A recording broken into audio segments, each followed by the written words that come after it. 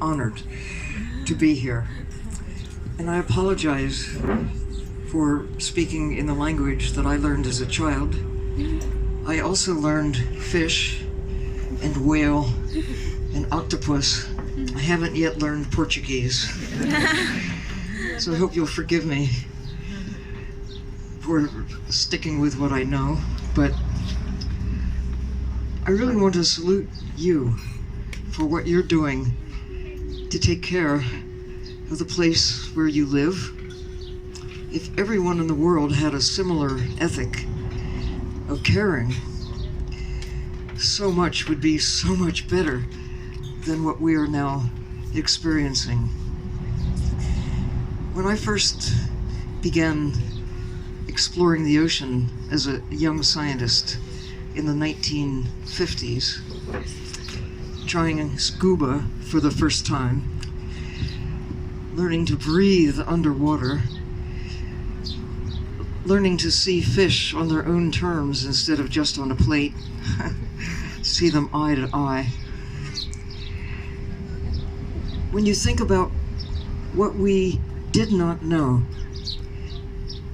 in the 1950s that we now know, we've learned more in my lifetime and in your lifetime, I think it's safe to say, than during all preceding history put together. Because it's not just that there are more of us, that's also a problem in some ways, but that we have been able to develop technologies that have taken us high in the sky, and technologies that have taken us deep in the sea, and the ability to communicate in ways that I could not imagine when I was a child.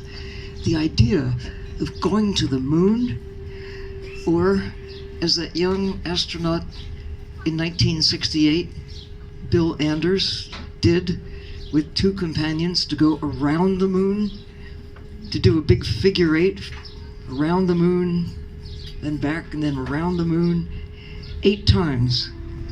And on one of those journeys around the moon, saw this blue planet arising on the horizon.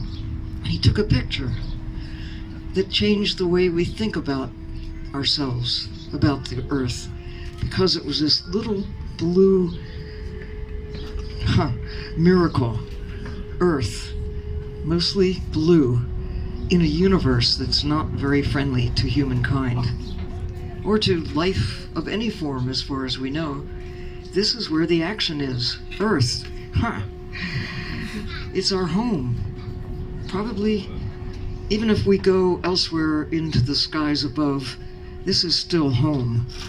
It's where we originated. It's where our history is. It's where, everything began for us.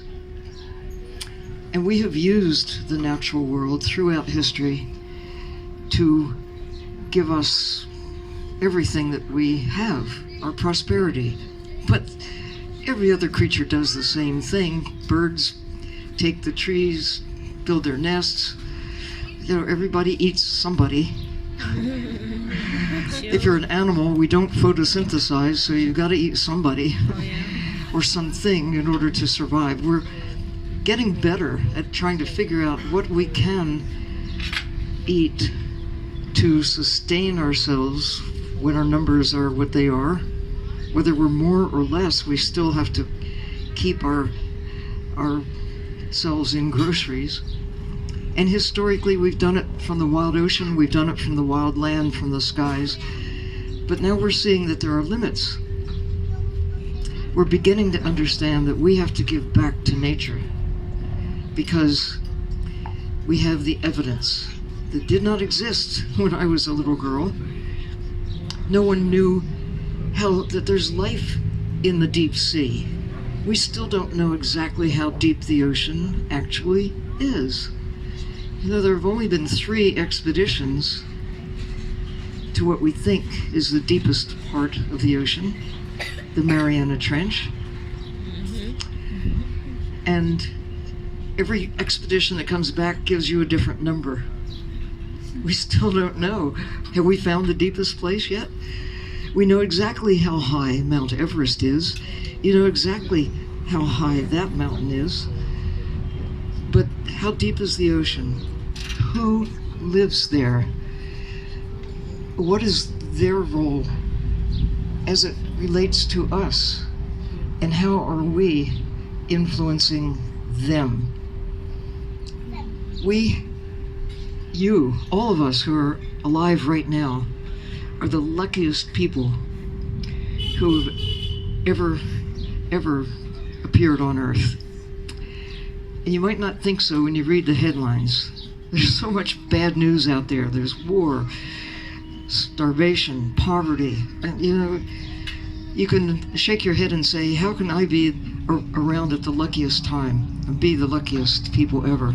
Well, here's the thing. We know what could not be known when I was a kid.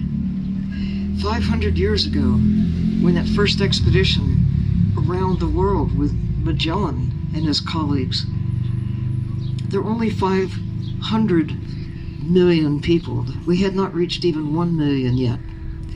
But nobody really knew what was beyond the horizon. It was a great era of exploration, but the greatest era is just beginning now. That's partly why you are so lucky. Because we have, for the first time, the capacity to go deep as well as to go high. I mean, we're just beginning. For 10 years, there was a project called the Census of Marine Life. What a good idea. Let's find out how many of what kinds of creatures live in the ocean. Well, it turns out we don't know. Maybe within an order of magnitude how many creatures live in the ocean. But what we do know is that the deeper we go, the less we know. But the more new discoveries we find. And here you are in the Azores. Your backyard is very deep. And there's so much there to discover that can change the way people think about the ocean, think about nature, think about what we need to do to take care of the natural world that makes our existence possible. And I find myself especially thrilled that you have chosen to apply to become a hope spot. A hope spot. All over the world, there's a great need to inspire people for a feeling of optimism, of we can make things better. It starts with somebody or a community of somebodies, individuals who care, who say, we have the power, we have superpowers. We know what we could not know,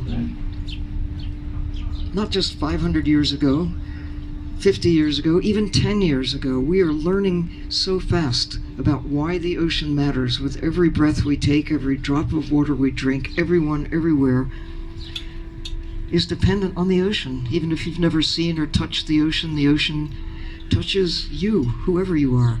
You know it in ways that most people on the planet do not. You have a special voice, a special way to use your power. And if we can help through designating the Azores with your support, your knowledge, as a hope spot to inspire others to know what you know, to care the way you care.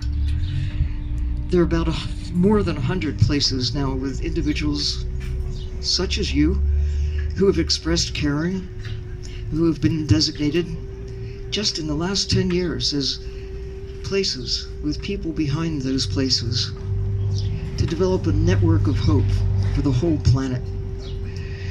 This is a moment in time that has never been possible before. I heard the president of Chile say recently during an expedition to Antarctica, this is the first time that we humans all over the world have been able to see the problems that we have, the danger we are in. He was thinking climate change. He was thinking biodiversity loss. He was thinking of planetary chemistry, of the changing temperature, of how the planet has gone from here, where it was 500 years ago, 100 years ago, 50 years ago, and where we are now. We're still breathing. We still have rich ocean and land, and the air is still breathable, but we can see the trend. The planet is getting warmer. We're losing the fabric of life, but it isn't too late.